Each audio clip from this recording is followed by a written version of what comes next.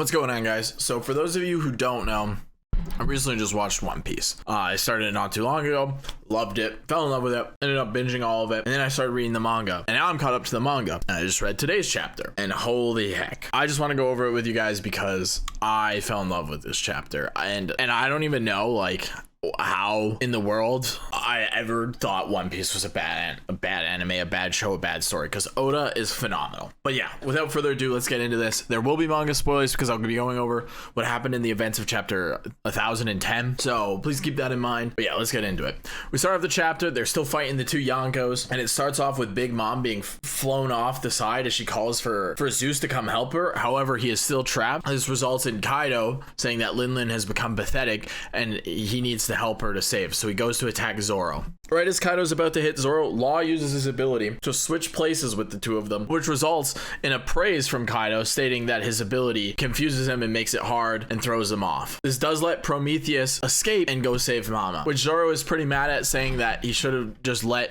Kaido hit him, saying he would have died to protect the cause. However, Trafalgar responds with that if any of them die, then the fight is completely pointless. Kate agrees, and he takes Killer to go fight Big Mom, which I think is pretty funny considering he was dead set on killing Kaido, but now is going to attack Big Mom instead because he realizes it is what the best situation is for them. After Prometheus saves Mama, she praises him and curses Zeus, and Prometheus asks for a favor, stating that Zeus has become useless and holding them back. In my opinion, I think this favor is that Prometheus gets to take Zeus's soul and then he becomes stronger, but only time will tell. We'll see what will happen. Kaido chuckles and notices that Luffy is still staring at him even while unconscious, and he's wondering how he should kill him. Zoro states that Luffy is his captain and Kaido must go through him first, stating that he will give Kaido everything he has at this current moment with his full power. We now get to see the 9 sword style demon aura ashram post timeskip, which to me was freaking fantastic. I was really hoping Zoro would open his eye, but only time will tell if that will happen. But he uses his demon aura ashra 9 sword style dead man's game and ends up leaving a mark on Kaido, which he chuckles and remarks, saying that it will leave a scar. Now, the only other person we know to leave a scar on Kaido at this exact moment was Odin, and Odin is praised to be one of the best samurai to ever live. So, it's safe to assume that Zoro might not be at that level just yet, but has the potential to get there.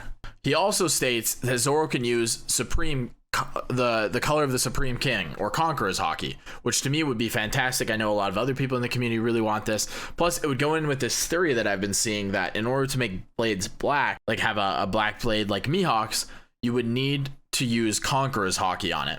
So potentially Zoro could have black swords if you conquer the sword. That was kind of the theory. I could break that into another video if you guys want, but just wanted to touch base on it. Zoro, however, has no idea what he's talking about, and he was saying it was the best attack he could do, hoping that it would knock him on his feet, but it wasn't enough. Although he didn't end up knocking down a Yonko, the fact that he left a scar on quote the strongest beast, the untouchable Kaido, is very impressive, and it's a feat that shouldn't be ignored. He also claims that the worst generation is proving to be an annoyance, and that Kaido is kind of respecting them. Kaido exclaims it's a shame that because it would have been easy for them to conquer the world with the worst generation, as he notices their talent, and it's a shame that he has to let them go. However, Luffy stands up and says no one would pair with an idiot. We love the samurai. And then he states that he is going to take Kaido down. Plus, remembering the training he got in Udon on how to use Ryu and how it will bloom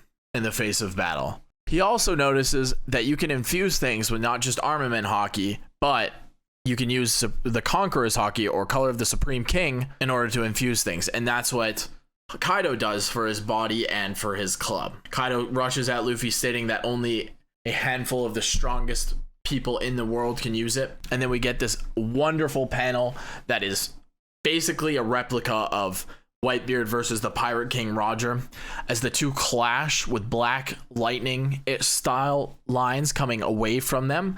Even though they are not touching, the force is just keeping them propelled from each other. Kaido is set back as Luffy gets a free hit into his gut and starts pushing him around. And then Law notices he's not even touching him. He thanks Zoro and Trafalgar for protecting him, and then he states that they can go because he will handle Kaido in a one-on-one fight. Now, to me, that is freaking amazing. The fact that before we even started Wano, everyone would say that Kaido, if it was a one-on-one versus Kaido, Kaido would win.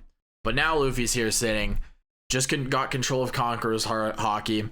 He now has a similar power to what Roger and Whitebeard had, and he gets some free hits on Kaido because he was taken aback that actually leave damage. So in next week's chapter, we could get a really interesting fight between the two of them because of this newfound ability that Luffy has. It also is starting to separate him and Zoro, especially after that attack, as them and Luffy and Luffy's crew being at a level higher than everyone else, kind of itching him into like, yeah, he is the pirate king.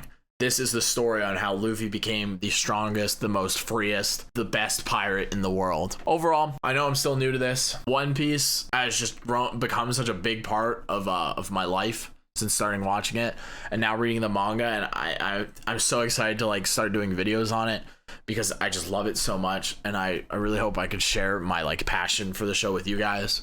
But if you guys enjoyed, please hit that like button, subscribe to me. I'd appreciate it a ton.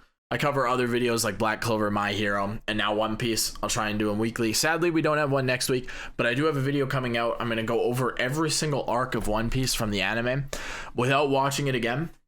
I'm going to rate it from my memory, and then I'm going to go back and watch it and then review that video again. So if you'd like to see that, ring the notification bell. Smash that subscribe button, and I will see you guys in the next one. Peace. I'm not going here to die. I'm going to find out if I'm really alive.